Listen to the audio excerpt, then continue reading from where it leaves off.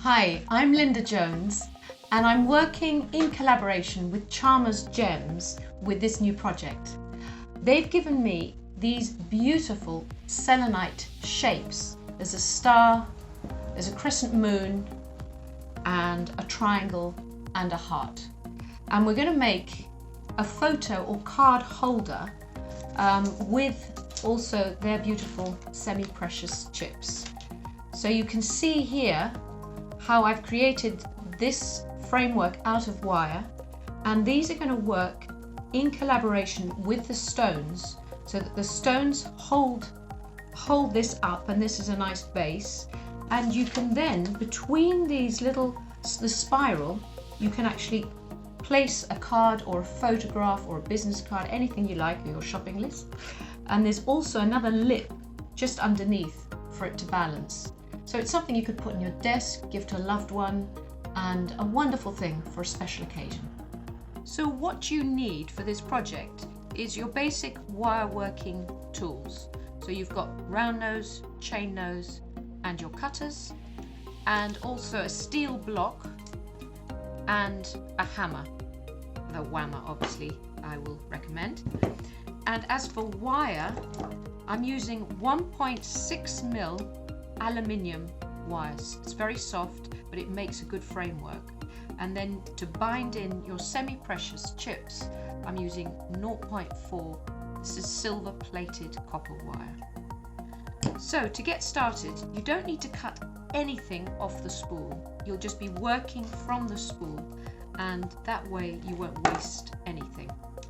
So begin by taking your round nose pliers to the very end of the wire and just creating a little curl, and then hold that in your chain nose pliers or flat nose pliers if you have some, and just begin curling that wire around to create an open spiral. This is where the holder for the photograph or the card is going to sit. Now this wire is so soft that I'm just taking a little bit more off the reel. You can actually do this with your fingers. So just do it slowly so that you don't create any kinks in the wire. And when you've decided on the size of the sort of internal bit of the photo holder, then start bringing the wire in to the side of the spiral so that it's touching the edge, and continue curling it around. Just one more sort of revolution around. Right, that's the size of my holder, and now I'm going to cut it off the spool. I'm going to measure about an arm's length, so I'm just going to pull it out a bit more. Always go for a bit more than less, just in case. And there we have a nice long stem. Now I'm going to secure this stem around here. So I'm just going to create a little kink in my wire to know where I'm going to fold the wire. So I'm going to pass it through the last outer circle there, outer edge, and where that little kink is, I'm going to bring it in and then create the stem, bring it down so that it's on a stalk or stem, so you can see. And you've still got a chance to adjust it and move it around. Now, the next thing to do is to hammer this area, not too hard, but what that will do, because this wire is so soft, it will work harden it and it'll make it tempered. So you will need to have your steel block and your hammer, and you'll just gently hammer that framework.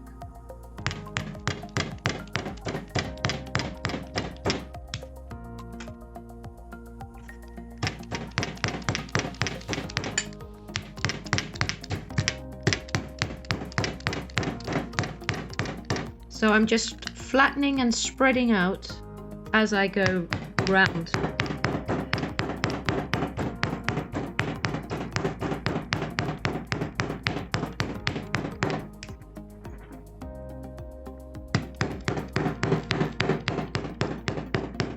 Now I finished hammering, this is what it's going to look like. It's much firmer and it won't misshape. So the next part is to decide on how long you want it to sit up from your selenite shape, and I'm just going to leave about 1.5 centimeters or so. And then we're going to make the lip. So then you bend that at a right angle to the shape, and then hold it about 1.5 centimeters on to create this doubled up.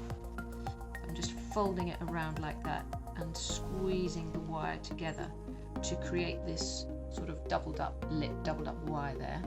Then I'm going to grip it and bring the wires just to secure it and anchor it at this point. Bring it around itself, around that stem, and that will hold that doubled little lip in that position, and then bring it back down to create the stem base there.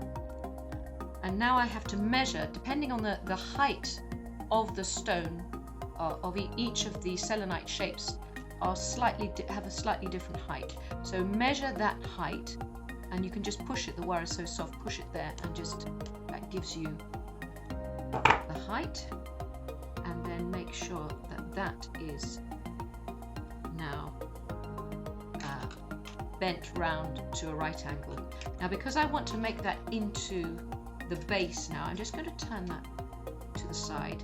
And to create the base, you need to find something that you can wrap around. I've got this round mandrel, but anything like a pillbox or anything circular will do.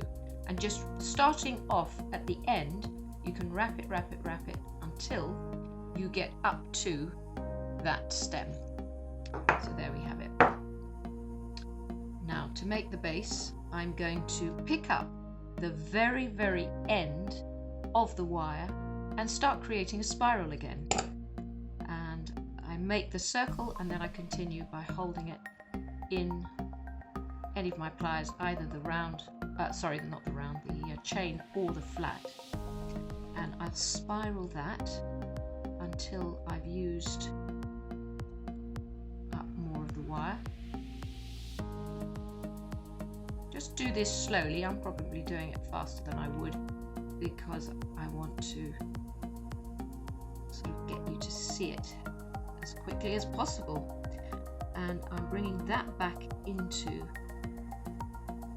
right position, and you can sort of pull this open, and you can see how that will become the base of your stand. Now, this needs to be hammered too, to make it firm and solid, because you can see at the moment it's not very solid. So we're going to be hammering that in a minute, but before you do that, you can just link it. It's like a bit of binding, it's like sewing it together, or it's where you would have soldered it if you were using metal.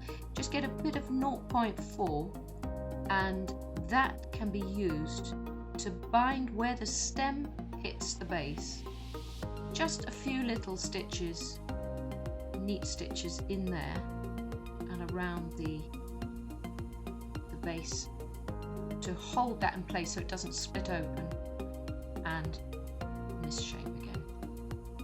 And then after that, we'll get to the hammering on the base to make it nice and firm like the top, and then we'll be ready for a bit of decoration with semi-precious stones. So I'll come back to you in a minute after I've done that bit of hammering. So now I've hammered this area and flattened it. I had to sort of bend it down, and now I'm going to bring it back to get it hammered on the block. So let's push it back up. And the next thing to do is this lip here, we're going to curl that in, because that's where the card holder is, and it just gives us this little gap in there where you can place something and it can lean against this side here. So don't worry too much if it's just a little bit misshaped at this point. We'll just check it on the stone. Yeah, that works well, as long as it can sit there. Now for decoration, this is the fun bit. You can get the most beautiful little semi-precious chips from Chalmers Gems. So choose your colour schemes. I've got a few here, multicoloured moonstone and some quartz crystal, and I've also got some chrysoprase. So I'm going to show you how I attach these to the edge. You cut a nice long piece of 0.4 millimeter wire, and I'm actually only attaching the center of it and working off both sides. And you pick up your gemstone. I mean, you could pick up one or two at the same time, thread it on, and this is a tiara technique. And if you made the gemstone trees, you will also know this was what we used to make the branches. So you hold it away from the edge of the frame and grip. So you leave a little stem and then grip the doubled wire at the edge, hold the gemstone and twist the gemstone. And you keep twisting until the stem of the wire is completely twisted and tight to the edge of both sides.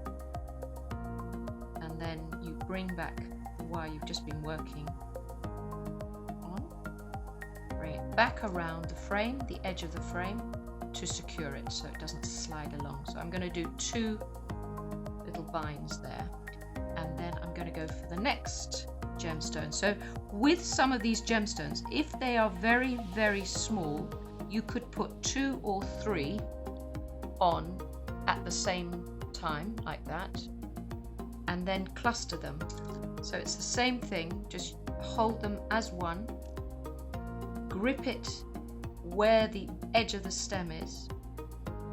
And if you find it hard to grip with your fingernail, an idea is just to use your chain nose pliers and hold it there, and then you just use your fingers to do the twisting. And twist and twist and twist until they're all held, clustered at the edge.